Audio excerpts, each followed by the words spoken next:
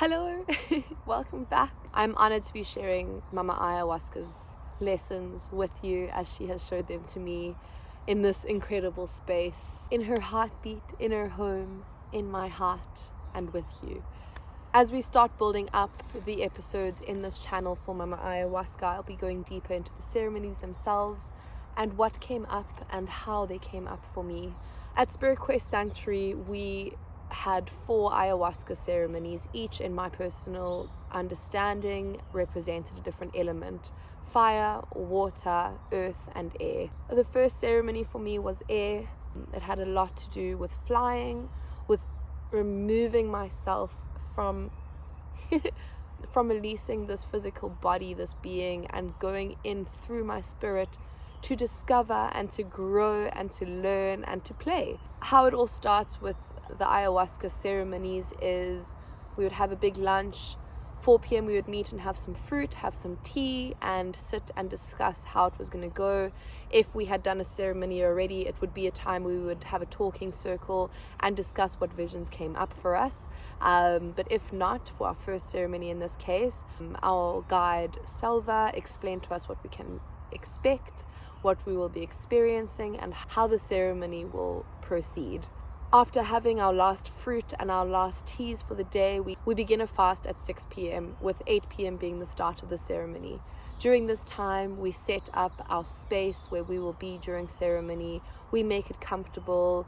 We have mattresses if we choose to lie down. We have a chair if we choose to sit. You're very flexible in where and how you can move and stay, but when you actually get into it, you can't really move. Your body is not really as in control as you might think. It's very much an inward experience in that regard, where of course if you need to use the bathroom, your body does still work, but just from where I was personally, I preferred standing in one, or sitting at least in one place.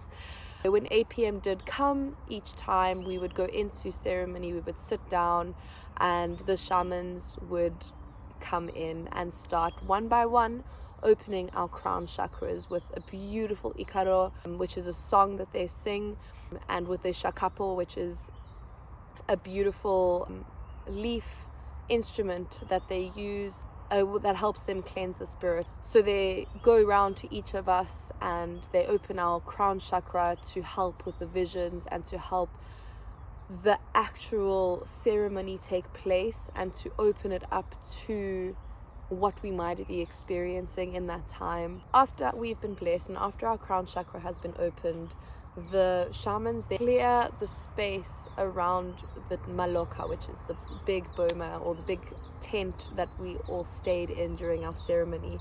They go around the entire maloka with their mapacho, which is the sacred tobacco, and they cleanse and protect the maloka from any energy that might be expelled from us during our ceremony. Once they've done this, they come back inside and one by one we go up to ingest Mama Ayahuasca and to start ceremony. And oh my goodness, I was at this point so excited, but I was also a little nervous. I personally avoided any exterior research. I knew what ayahuasca was. I had a bit of an idea of what to expect, but I went with an open heart and an open mind and no expectations, simply because I wanted to experience her in her fullness, in her wholeness, and welcome whatever came to come naturally.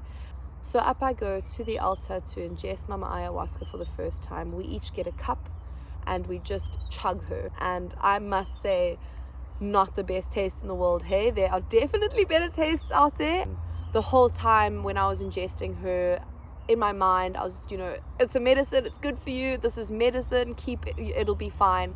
But I must say, after the first time ingesting her, I did struggle to keep her down. I actually had to sit and rub my stomach, and they say that for the first 15 minutes after ingesting, we have to try and keep her in our body so that she can be absorbed correctly. Once the circle had ended and everyone had taken their turn ingesting Mama Ayahuasca, the shamans go around once more, cleansing and clearing the space, and they blow out a candle when 15 minutes are up.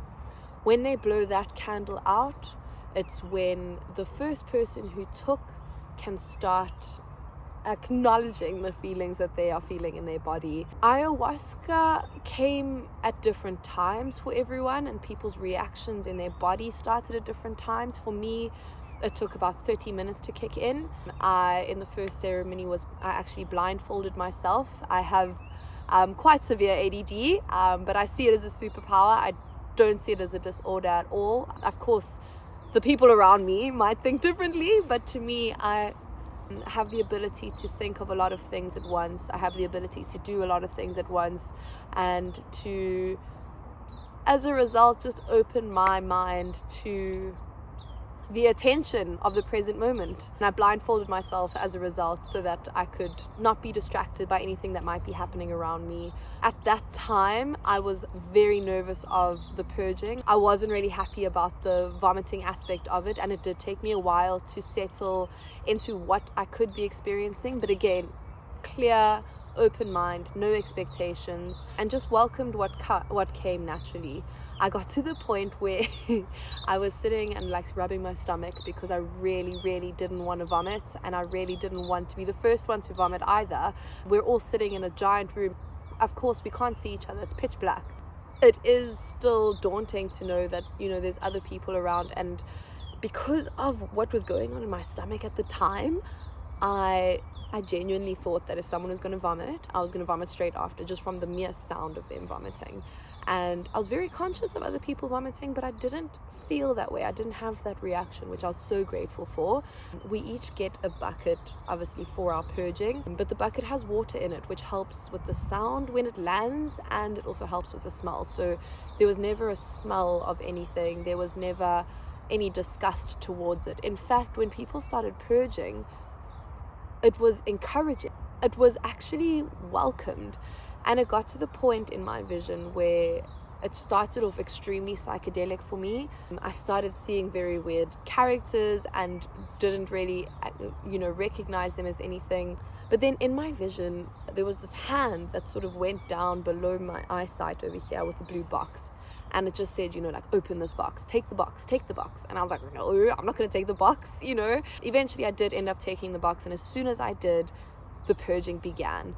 I bent down on my hands and knees and cradled the bucket, and it was immense. I don't want to go into detail. I understand sensitive viewers in that regard, but the purging for me, and the way I understand it now, is that it's not a vomit. It's not the way you feel when you think of vomiting, of all the disgust and the smell and the feelings that you get towards it. The purging that I had in that moment was exactly that. It was purging. I could feel this poison coming out of me. I could feel this I didn't want it in me. I just leant over the bucket and I just felt all of it releasing. I felt it releasing from different parts of my body, and as a result I actually understood it. And this is the first lesson that I learned from Mama Aya, is I understood the purging as a clearing of the blockages that I have in myself that are restricting me from the channels of messages that I could be receiving. With every intention that I set in every ceremony, and as they grew deeper, different parts of my body began clearing out and started purging. Each purge was different, and I welcomed it every time. As soon as the purge ended, I felt amazing. I felt like I had just released all this heaviness, all this darkness, all this cloudy mess that I didn't even know existed. And once that purging stopped, I lay back down, and it was an incredible journey. It was in that first vision where I released the attachments I have on this vessel. I gave myself and surrendered myself to Mama Ayahuasca. I was very much following her guidance with all of this. I found the first ceremony to be about releasing the physical and surrendering to every other realm that there is, to really just acknowledging and celebrating where we were and how I got there from South Africa to South America. It was such an incredible experience, and and incredible journey in that way. My intention for the first ceremony was sort of the intention for being there, and the intention that I changed after first ceremony, knowing and understanding what and who Mama Aya is and how she works. But my intention was to understand my calling for being there and to dive deeper into this shamanic calling that I've had for all this time. My intention as a result came through with my purging. It cleared out anything holding me back, and a lot of it had to do with self-doubt and lack of confidence that I had in my own journey and my own self.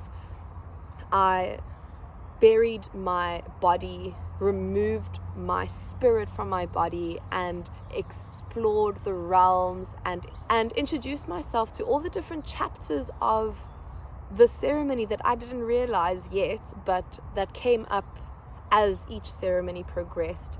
It is in this first ceremony where I was introduced to so many different spirit guides. I met my power animal, Pegasus, my horse. Your power animal is the animal that provides you with support, that guides you, that protects you from the beginning of time. It's your deep spirit, your animal spirit. And my power animal, and having met Pegasus in that way, I always felt that it was a horse, and I always felt Pegasus's presence near me, but I think I didn't associate myself with it at the time, the same way I didn't understand why Mama Ayahuasca's jaguar kept coming up in my visions. The animals, to me, I only really truly understood their power in ceremony, and as I dove deeper into this intention. And this first ceremony, as a result, brought me to the cliff of where I wanted to go, and I was too scared to jump. I kept thinking of what each vision meant as it occurred, rather than just surrendering and letting the medicine work through me. I was very conscious of the way my body felt. I was very conscious of my visions, but I felt that I was stuck in my mind. And one of the big things that we learned in the retreat is simply to release the mind, surrender, and come back to the chest, come back to the heart.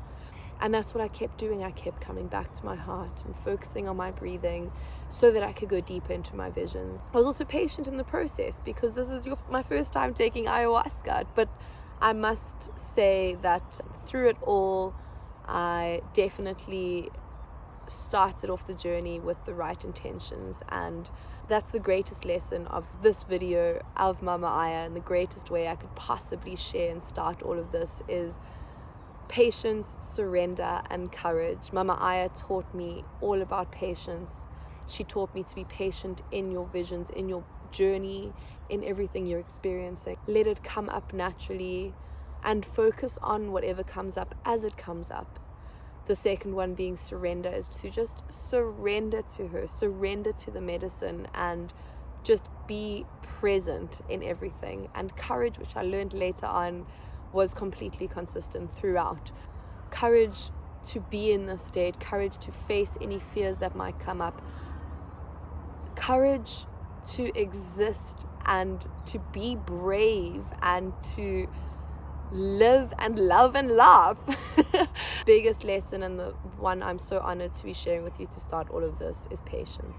It is with patience that you learn everything you need to. It is with presence that you flow naturally, that everything that's meant to you will come to you naturally and freely.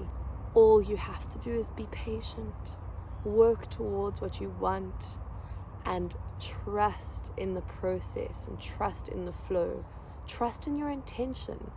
But every time you feel that you might be going off the path, come back to it. Be patient with yourself, celebrate your victories, however small they may be, and trust yourself. And that was my first lesson that I want to share with you today, is be patient with yourself. With everything that goes on with us, there's so much that distracts us. There's competitiveness that we might feel. There may be pressure that we put on ourselves.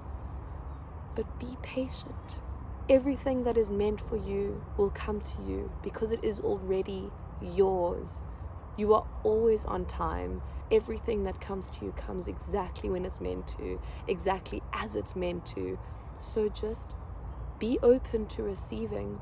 Don't expect anything, but rather just be patient with a clear intention, and everything will flow naturally for you and by you. Hit that subscribe button and stay tuned for more lessons from Mama Aya. Have a beautiful day. Sending you my love and light. All my blessings. Thank you for tuning in.